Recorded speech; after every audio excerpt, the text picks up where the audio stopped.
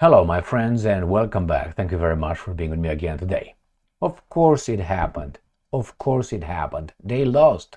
They have been losing from the beginning. Olaf Scholz, the chancellor of the German nation, called Vladimir Putin.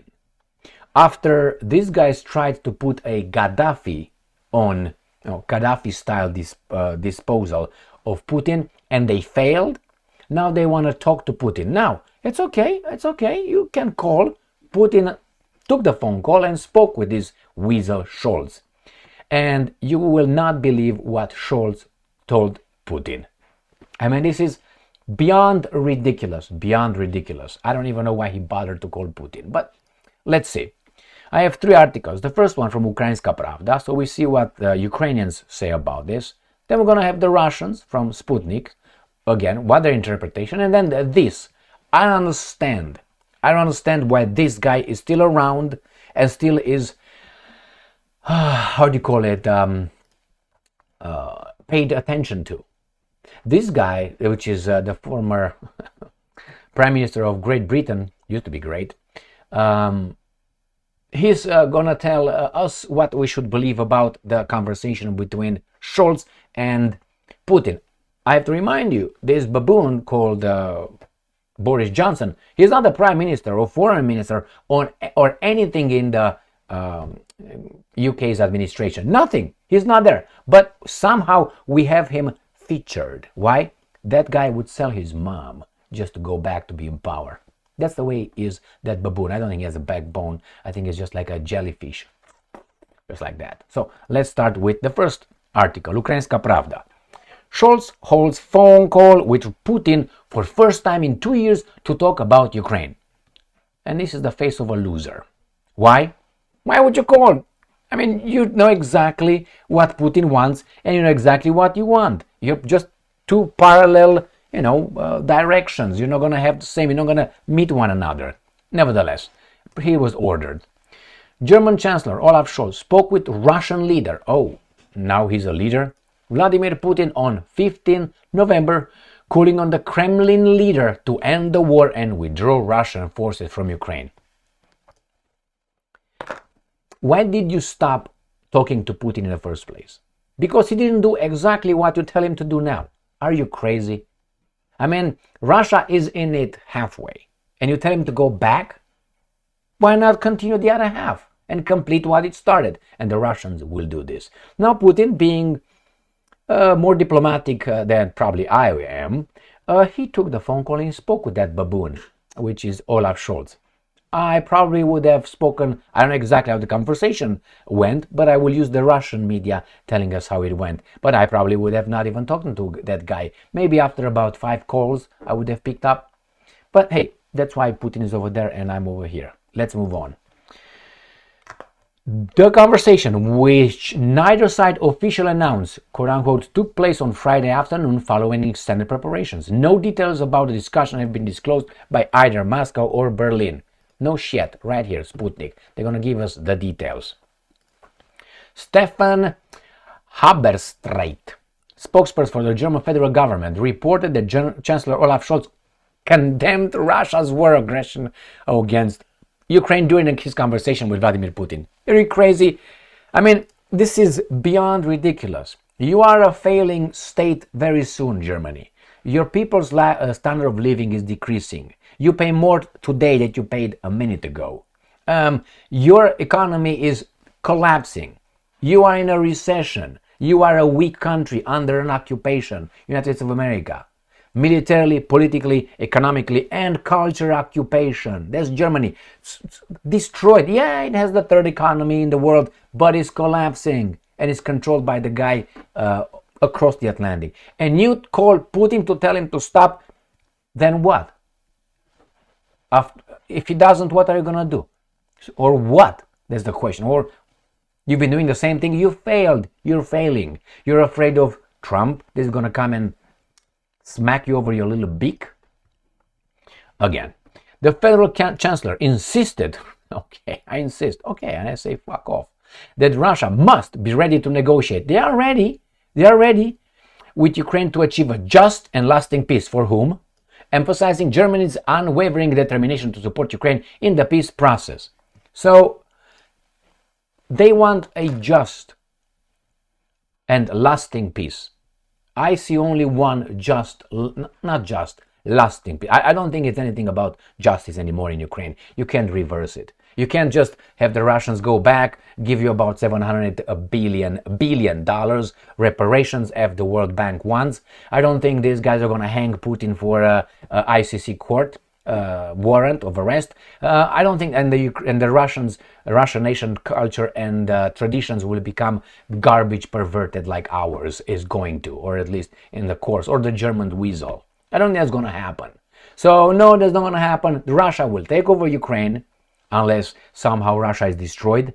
Take over Ukraine, and Ukraine will be a non-state.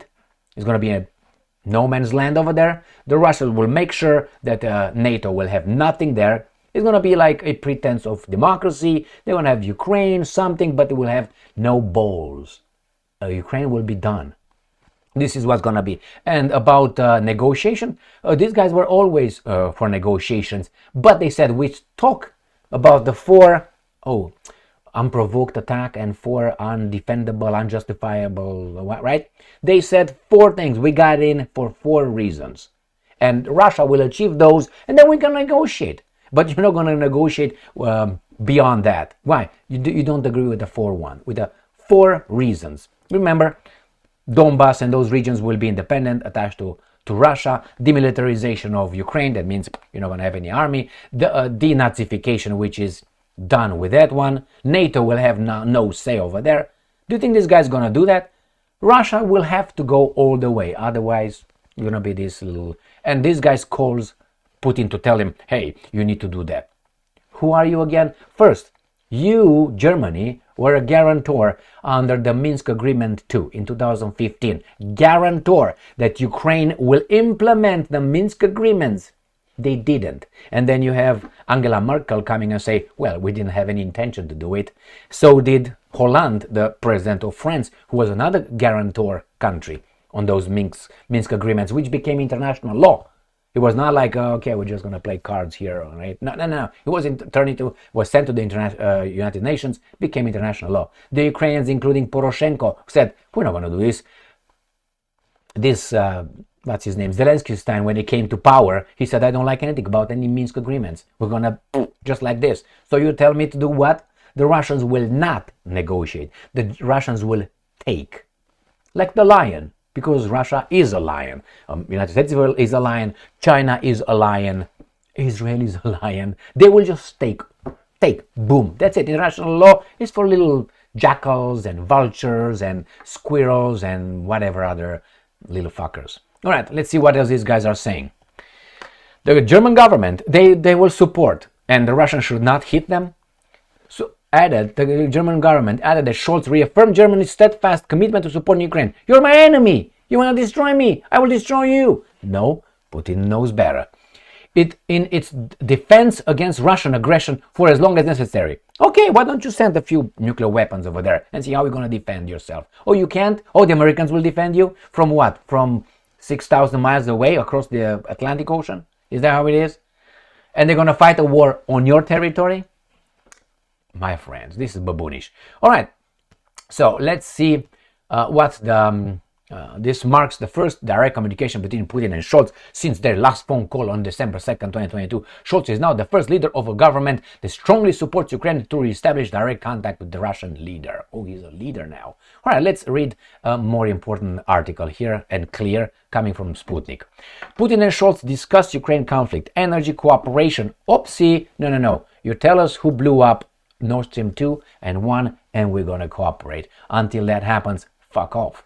In the Middle East tensions. No, the Middle East tensions, those guys will do whatever they want because the Americans will defend their self-defense, their right of self-defense. Several news websites reported earlier in the day that German Chancellor Olaf Scholz and Russian President Vladimir Putin had a telephone conversation.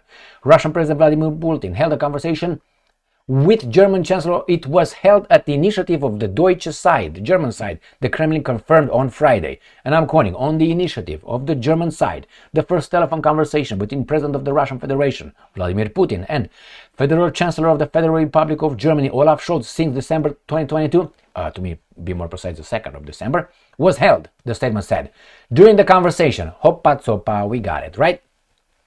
Putin and Scholz discussed the situation in Ukraine with a detailed exchange of views on the conflict. Putin reiterated Russia's fulfillment of its contractual obligations in the energy sector and expressed readiness for cooperation if Germany shows interest and if Germany is allowed by America to do business. The possibility of resuming negotiations on Ukraine was raised, with Putin stating Russia remains open to talks if Kiev is willing to engage. Remember, we like peace as long as it's done on my terms. We all like peace, peaceful solutions, but in the negotiations we want a just peace. How is just peace acquired between one strong guy and a weak guy? There's not going to be a just peace. There's going to be just us. We take whatever we want, and you're going to shut the hell up, otherwise we're going to you up. All right, let's move on. Putin emphasized that any agreements on Ukraine must consider Russian security interests, new territorial realities, and the root causes of the conflict. That's NATO and United States of America. Are you going to consider that, Scholz? No, obviously. The Russian president attributed the crisis in Ukraine to NATO's aggressive policies and criticized Germany's unfriendly stance as a factor in deteriorating relations. The leaders also addressed the escalated situation in the Middle East, with Putin informing Scholz of Russia's efforts to de-escalate tensions and seek peaceful solutions in the region. And that, for me, sounds like Paganini. That's what it is. Why? They have no power. The Americans are over there. Are you ready? Are you done there yet? That's how it is. Are you done, Israel? Are you done? Anybody there anymore? Are you done? Okay, you everybody back up. I'm going to fuck you up. This is the reality, just like that. Scholz urges peace talks with Ukraine in call with Putin. Federal Chancellor Olaf Scholz had a phone conversation with President this afternoon. Haberstreit said in a statement. German Chancellor has urged Russian President Vladimir Putin to restart negotiations with Ukraine aimed at achieving a just and lasting peace. The lasting peace, I told you, not rust in peace like Megadeth album, right? During the phone call, Scholz stressed the need for Russia to demonstrate readiness. But you don't have to demonstrate anything. Only Russia needs, right? Yeah. Readiness for talks, but also condemned its ongoing military actions in Ukraine. Scholz told Putin the conflict in Ukraine must end. Stop arming the other guys and we're going to take care of stuff. And warned the Russian president that Germany will support Ukraine for as long as is necessary. Hey, German people, did you hear what your imbecile said in your democracy? He will support Ukraine as long as necessary. With you, your children, your grandchildren. So get ready. He's going to give everything you got, the toys and everything, he's going to give it to the neighbor's house. And your kids will not have toys. And you're not going to have food. You're not going to have electricity. As long as it is necessary. So yeah, this is the warning from Germany. He sacrifices your future, your nation, for what exactly? For an order that came from far, far away. Not from Russia, not from Ukraine, further than even the United States of America. Scholz had earlier spoken with Ukrainian President Volodymyr Zelensky. He's Ukrainian, Zelensky, like I'm Zimbabwean. As plans a follow-up call with him after discussion with Putin. A source in German government revealed that Scholz and Putin have agreed to stay in touch in the future. Putin has no problem. Putin did not cut contact with any of these baboons. The baboons play the narcissistic trait of how is that? No conversation, no talk. You know. Look at that. That's what it is. Cold shoulder. And then who comes back? The weak. And I'm quoting, the Chancellor and the President of Russia have agreed to continue. Okay, Germany has been the second biggest contributor of military assistance to Ukraine throughout the NATO proxy war against Russia, according to Kiel Institute for the World Economy figures, contributing some 10.6 billion euros, which is $11.1 billion in arms since 2022. That includes Leopard tanks, blah, blah, blah, blah. So the Russians should just talk to them. I mean, you are trying to destroy me personally. Okay, I fight a neighbor, but you are trying to destroy me personally through the neighbor. And I'm supposed to do what exactly? Hear your warning? When you're actually, I can fuck you up at any turn. Russia can just slap around, bitch slap the German nation. But because you elected that baboon, supposedly. All right, so that's that. Let's go and see why Mr. Boris Johnson is important anymore. And what he has to say about Scholz and Putin talking. Unbelievable, man. Unbelievable. I'm sorry for you, my British friends. You're done anyway. Look at London. And not only. It's risky of returning to ghastly Normandy format. Boris Johnson on Scholz call to Putin. First, why is he featured? What do we care? So many people give their little 5 cents to this garbage, whatever. And this guy is coming out and these guys are featuring him. Who's Boris Johnson? This is what I noticed. In the Western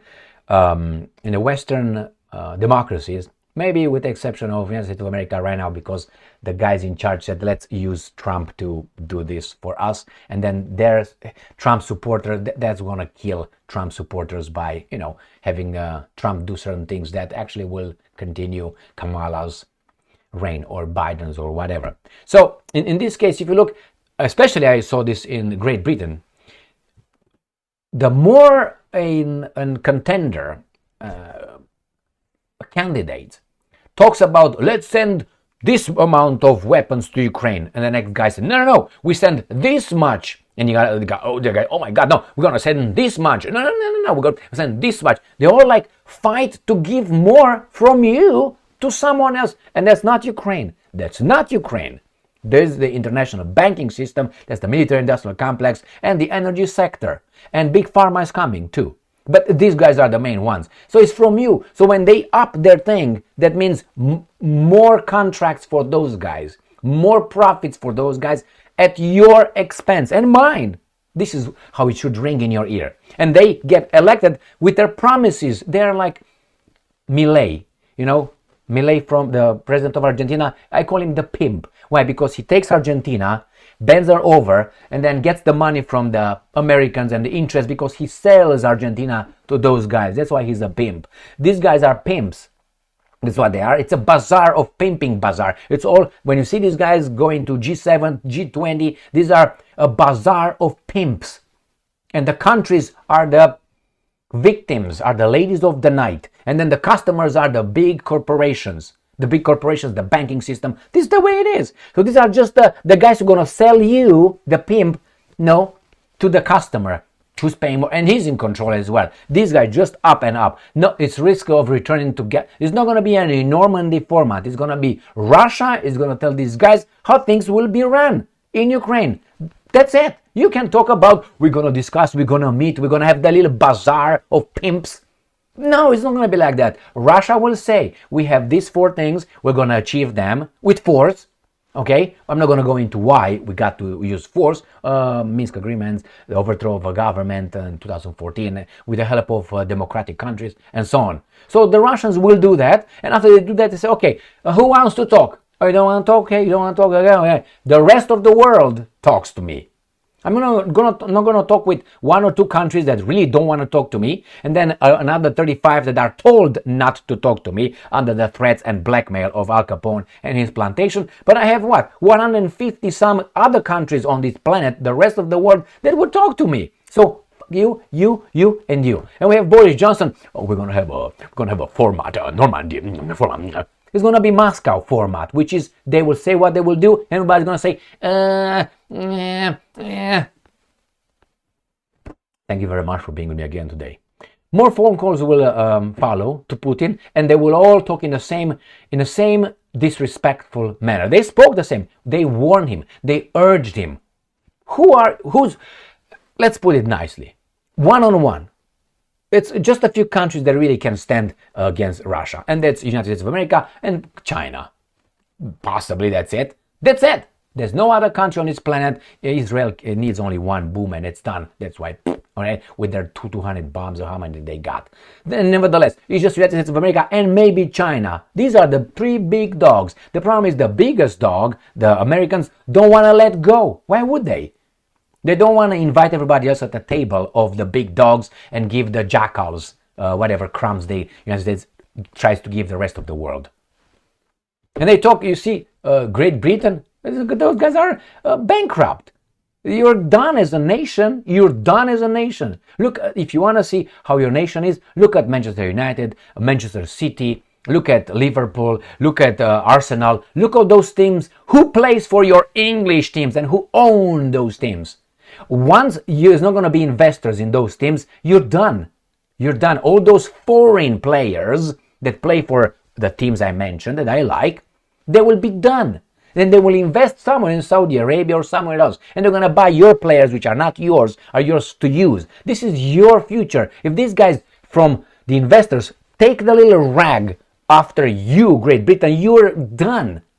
It's just a pretense. It's just a dying whore on a bed. Nobody wants her anymore. It's just, all memories. That's what it is. Here, look at these guys. And the same, you have Germany under occupation. You have France. The France is a communist country. What are you talking about? Go to France. Live in France. I super dare you. So these guys are warning Putin. Anyway, this is it, my friends. And you have Boris Johnson talking about, oh, you have no decision. You're not a decision maker. You're nobody. What do you mean? It's a risk. It's a risk of returning to ghastly Normandy format. Nobody asked you. Fuck off. Thank you very much for being with me again today. Stay strong, stay smart, look for the truth, and be just.